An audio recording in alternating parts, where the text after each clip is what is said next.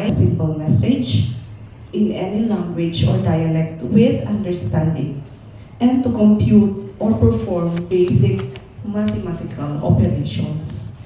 In Western Visayas, 89.6%, or about 9 out of 10 individuals aged 5 years and over are basically literate, or one who can read and write a simple message in any language or dialect with understanding, and to compute or perform basic mathematical operations.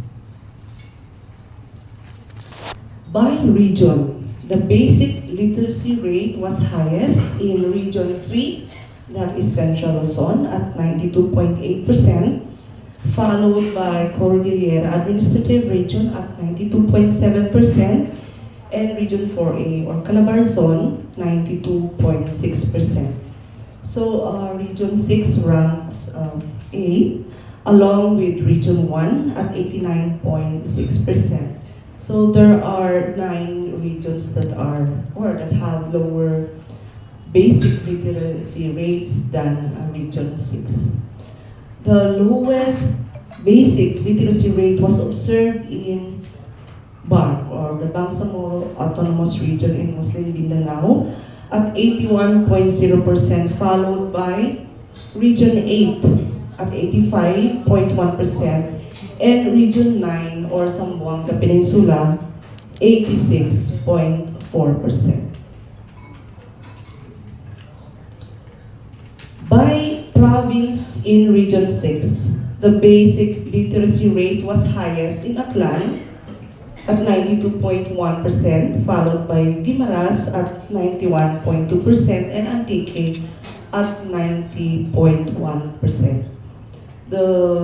Among the provinces and HUC, the lowest basic literacy rate was observed in the province of Iloilo at 88.6%, followed by Capiz, 89.3%, and the city of Iloilo at 89.9%.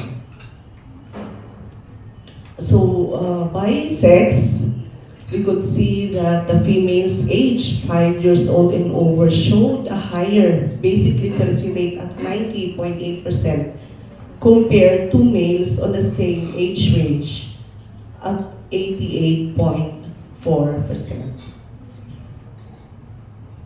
So let's go by age group.